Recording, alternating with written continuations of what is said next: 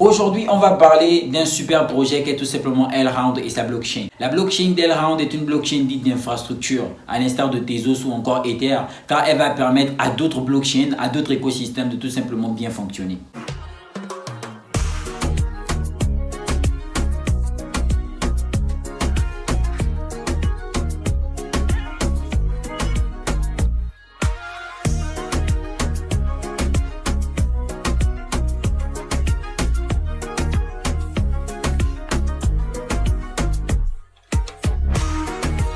Il serait donc évident que la vidéo sera technique mais aussi un peu longue car le but étant de vous montrer la technicité de la révolution qu'apporte Elrond au sein des projets infrastructurels et pourquoi est-ce que Elrond serait d'ici quelques années une crypto-monnaie ou encore un écosystème tout simplement révolutionnaire, incontournable. De ce fait, je vous suggère de bien vous scotcher, bien vous asseoir et de vous concentrer sur cette vidéo jusqu'à la fin. Bonjour à toutes et à tous, j'espère que vous allez bien. Bienvenue sur Wiz Crypto. Si tu es nouveau et que tu tombes pour la première fois sur cette chaîne avec cette vidéo, si on parle de crypto-monnaie, de révolution qu'apporte la blockchain dans le domaine de l'économie, mais aussi de comment gagner de l'argent avec les crypto-monnaies. Si la thématique t'intéresse, je t'invite à bien vouloir t'abonner en activant la cloche de notification pour ne rater aucune prochaine vidéo car on publie 2 fois par semaine. Par contre, si tu es ancien, tu dois déjà savoir comment ça se passe. Il te suffit juste de lâcher un pouce, celui-ci et pas celui-là car ça fait toujours plaisir et ça aide à référencer la chaîne de telle sorte que YouTube mette la vidéo en avant pour que des personnes qui ne soient pas au courant de l'écosystème crypto-monnaie puissent être informées et potentiellement les adopter. La plus grosse innovation de Elrond est basée uniquement sur le sharding. Bien avant de vous parler du sharding, il est important que nous puissions remettre les choses dans le contexte. Bitcoin, c'est pratiquement 3 à 5 transactions par seconde. Ethereum, c'est 15 transactions par seconde. À quoi est donc due cette croissante évolution des transactions? On va se rendre compte que celle-ci est due à cause de l'homme, car l'homme ayant toujours la nécessité de vouloir faire les transactions, il va en demander plus. Et on va se rendre compte que le plus grand réseau de transactions au monde qu'est Visa enregistre 4 à 5 000 transactions par seconde. Bien évidemment, ça c'est en période normale. En période de fête par exemple, ce nombre peut tout simplement aller toucher les 20 000 transactions par seconde. Vous voyez à quel point l'homme a constamment besoin d'émettre. Il n'est donc pas question de créer une technologie qui va faire 150 000 transactions par seconde ou encore 2 millions de transactions par seconde. Non, il est de créer une technologie qui va maintenir au mieux ce désir incessant de l'homme à toujours vouloir faire des transactions, acheter, vendre et consorts, tout ce que ça implique dans ce domaine bien évidemment. Nombreuses sont les blockchains qui vont se lancer dans ce cadre en 2017 pour pouvoir tout simplement maintenir ceci car oui, en utilisant le réseau Bitcoin et Ethereum en 2017, on va se rendre compte qu'il y avait beaucoup de demandes mais peu de scalabilité de réseau. Par conséquent, tout le monde ne pouvait pas être satisfait. Et donc, depuis 2017, nombreux sont les blockchains qui sortent tout simplement pour pallier à ce souci, pour pallier à ce problème, pour pouvoir tout simplement être plus scalable et maintenir le flux de transactions que les gens demandent. Et c'est à ce que sert le sharding. Alors, le sharding est une technologie proof of stake qui sert à ça. Comment il faut le voir concrètement? Il faut le voir comme étant des réseaux secondaires. Lorsque le réseau principal est engorgé, on va faire appel à ces réseaux secondaires pour pouvoir tout simplement continuer à maintenir le flux des transactions. Une grande route et des raccourcis. Donc si la grande route est occupée, utilisez ces raccourcis pour pouvoir arriver à destination. Bien évidemment, on va le voir aujourd'hui avec l'Ethereum. Le réseau Ethereum est tellement congestionné parce que tout le monde veut l'utiliser que nombreux sont les blockchains qui sortent pour pouvoir pallier à ce problème. Et l'un des concurrents au réseau Ethereum qui propose encore des frais très moindres, c'est tout simplement le réseau TRC20, en l'occurrence le réseau de Tron. Et nombreux sont les blockchains qui sont sortis dans ce système. Du coup, voici à quoi renvoie de manière concrète le sharding. Donc, on aura le réseau principal et les sidechains, donc les réseaux secondaires qui vont tout simplement servir à faire quoi? À dire que d'accord, Kenny Wiz, tu as envie d'emprunter la voie principale, mais sache que cette voie principale sera bientôt congestionnée. Du coup, passe par la voie 5.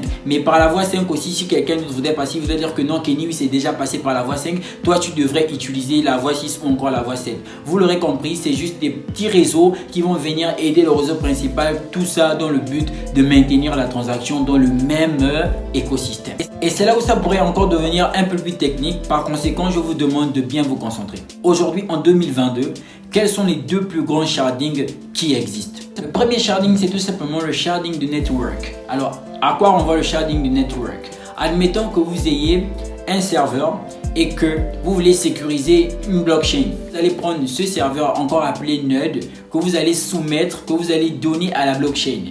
Et le sharding du network va tout simplement consister à prendre ce node, le mettre dans le bon groupe de telle sorte qu'il puisse travailler en efficacité et en intelligence au sein du réseau. C'est-à-dire une distribution intelligente de la puissance informatique des différents nœuds sur le réseau. Le deuxième type de sharding qu'on a, c'est tout simplement le sharding de distribution. On a vu que dans le sharding de network, les serveurs étaient déjà en place pour favoriser le bon fonctionnement de la blockchain en sa sécurité.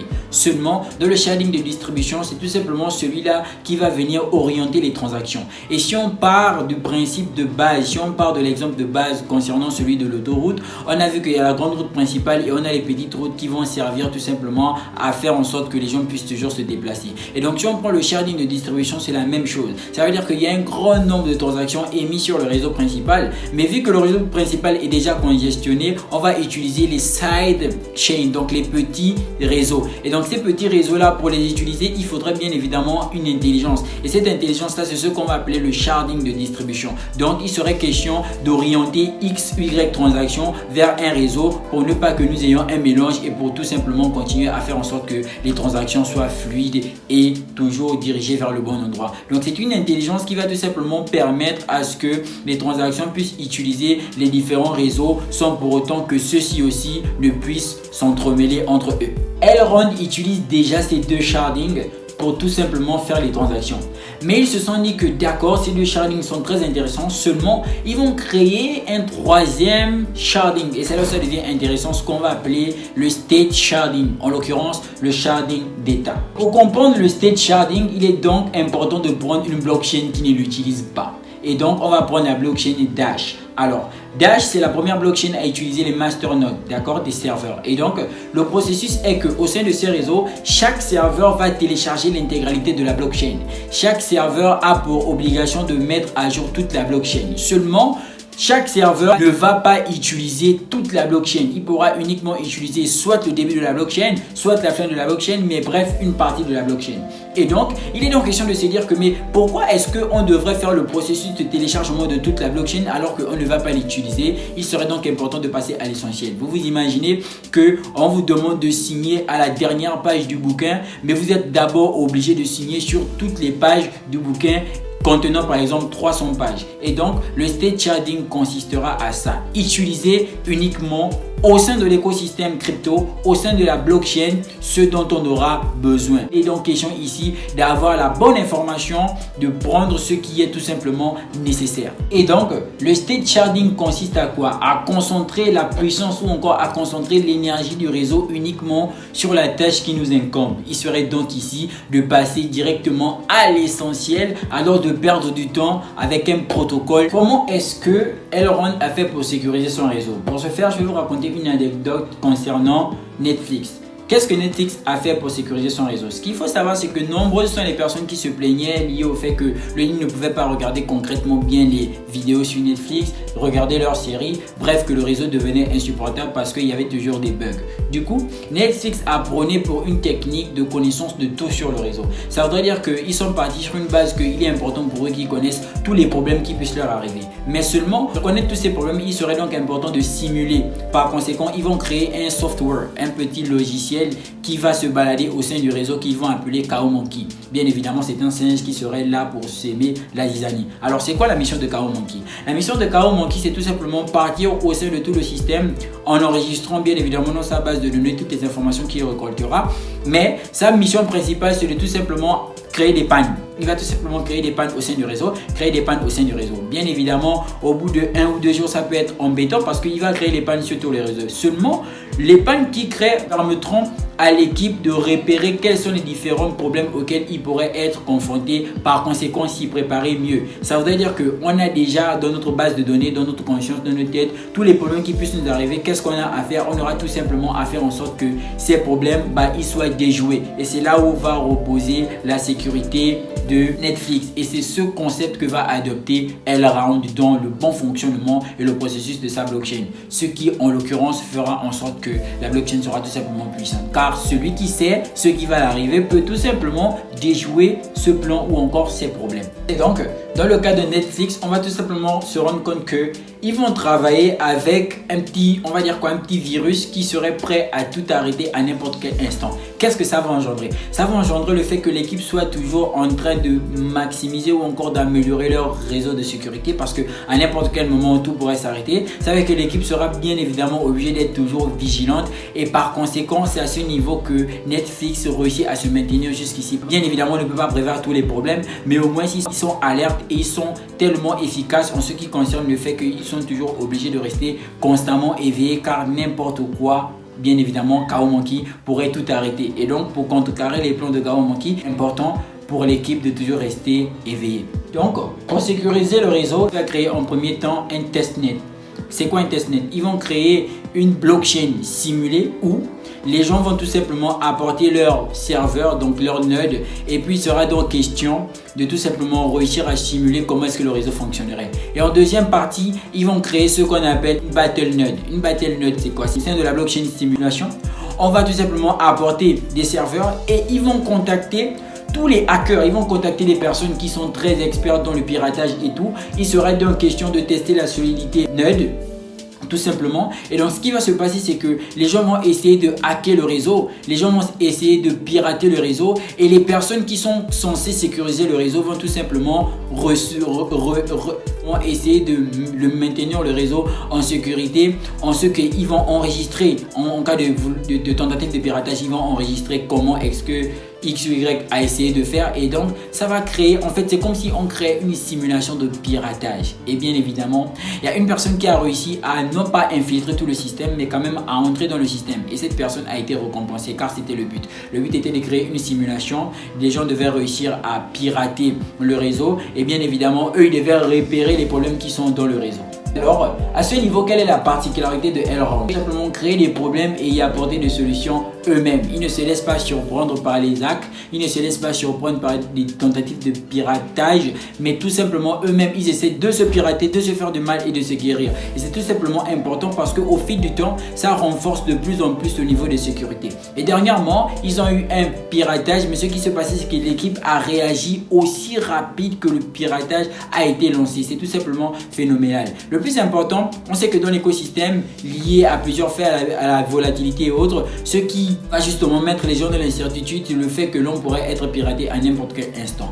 Donc, si un réseau réussit à avoir un niveau de sécurité assez conséquent, c'est tout simplement encourageant. Depuis 2010, Bitcoin n'a eu aucun bug, tout simplement parce que ils sont toujours l'équipe derrière, sinon l'équipe derrière Bitcoin est toujours en train de faire en sorte, ou bien ça a toujours été réfléchi de telle sorte que l'on pense à toutes les éventualités de problèmes qui pourraient tout simplement nous arriver. Alors, en allant sur le site de Elrond, vous allez voir à quel point c'est tellement beau, c'est tellement propre, c'est tellement présentable, et vous allez remarquer une chose, c'est qu'ils visent toujours à faire en sorte que l'écosystème puisse toucher non pas de façon sectorielle mais à l'échelle mondiale. Et donc vous aurez une présentation bien détaillée en allant sur le site de Elrond. Donc je vous invite à faire du do your own research du coup, et vous verrez à quel point l'équipe est assez concentrée, l'équipe est assez propre, l'équipe est assez clean et l'équipe est assez dévouée dans le projet, ce qui va bien évidemment conduire l'équipe à un grand succès.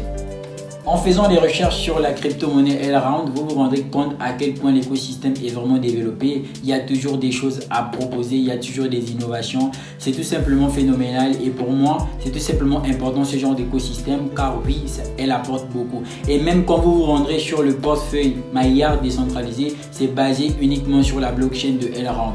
Tout est toujours clean. En fait, c'est un projet qui me fascine. C'est un projet que je vois comme Bitcoin, tout simplement parce que son niveau de sécurité, son niveau d'innovation, c'est tout simplement très important. Maintenant, on va parler du prix Elrond. Il faut bien noter que la crypto-monnaie actuellement est à 65 € au moment où je fais la vidéo sur le marché. Mais ce qui m'a encore le plus plu, c'est tout simplement l'offre maximale des pièces. On est dans les 30 millions. Et actuellement, on a près de 23 millions de pièces en circulation. Ce qui est fascinant, c'est que comme Bitcoin, cette crypto-monnaie n'a pas une grande total supply. C'est tout simplement impressionnant. Mais ce qui est encore plus impressionnant, c'est que le prix de la crypto-monnaie soit à 65 € alors qu'on a seulement 29 000 holders de cette crypto-monnaie. Une fois de plus, c'est pas tant le nombre de holders qui va déterminer l'essor d'une crypto-monnaie, comme par exemple Baby Dogecoin qui a 1 500 holder alors que la crypto-monnaie n'a même pas encore pu brûler 1,0. Vous me direz qu'on ne comparera pas un meme coin et un coin. Je suis d'accord, seulement c'est pour soulever ce fait. L'on ne se base pas uniquement sur le seul fait de la communauté pour pouvoir prétendre que le projet est assez solide. Elrond est un projet qui est assez solide et les statistiques le montrent tout simplement. Et donc les personnes qui investissent dans le projet, bien qu'ils soient minoritaires, soit 29 000 holders, mettre énormément d'argent pour pouvoir faire en sorte que le projet puisse évoluer. Au moins, Elrond est un projet qu'il faudrait prendre au sérieux, tout simplement. C'est l'un des projets qui d'ici peut-être 2025 ne m'étonnerait pas si on réussissait à toucher les 3 000, les 5 000, les 10 000 $, car le projet est tout simplement solide.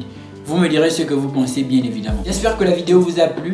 J'espère que l'écosystème aussi Elrond a été très intéressant. N'hésitez surtout pas à mettre vos impressions. N'hésitez surtout pas à liker, à partager et à commenter. Bien évidemment, ce ne sera pas certainement une crypto-monnaie accessible à tout le monde vu son prix. Mais je tenais vraiment à vous la présenter car oui, en tant qu'investisseur, c'est bien de voir des projets qui sont assez solides.